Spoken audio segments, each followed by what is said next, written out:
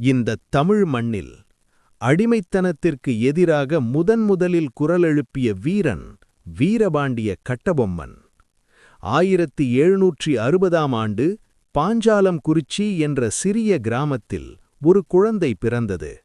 அந்த குழந்தையின் அழுகையில் சுதந்திரத்தின் விதை இருந்தது.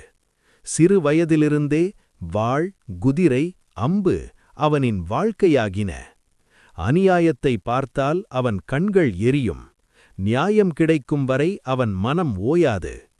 தந்தையின் மறைவுக்குப் பின் இளம் வயதிலேயே பாஞ்சாலங்குறிச்சி பாளையக்காரராக கட்டபொம்மன் பதவியேற்றான். அவன் ஆட்சி பயத்தால் அல்ல, நீதியாலும் அன்பாலும். அதே காலத்தில் ஆங்கிலேய கிழக்கிந்திய கம்பெனி இந்த மண்ணை அடக்க முயன்றது. கட்டாய வரி, அவமதிப்பு, அடிமைத்தனம்.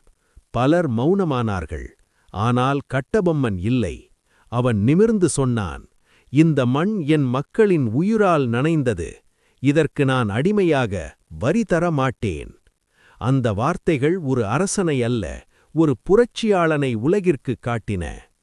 1799ஆம் ஆண்டு பாஞ்சாலங்குறிச்சி கோட்டை ஆங்கிலேயர்களால் முற்றுகையிடப்பட்டது. ஆயுதங்கள் குறைந்தன, ஆனால் வீரமும் தியாகமும் குறையவில்லை. இறுதியில் துரோகத்தின் காரணமாக கட்டபொம்மன் பிடிபட்டான். கைகளில் சங்கிலி, மனதில் சுதந்திரம். 1799 அக்டோபர் 16 கயத்தாறு. ஒரு வீரன் தூக்கிலிடப்பட்டான். ஆனால் அந்த தூக்கு ஒரு தேசத்தின் உறக்கத்தை உடைத்தது. வீரபாண்டிய கட்டபொம்மன் இறக்கவில்லை. அவர் தமிழ் மக்களின் இரத்தத்தில் கலந்தார். அடிமை இல்லை, சுதந்திரமே உரிமை.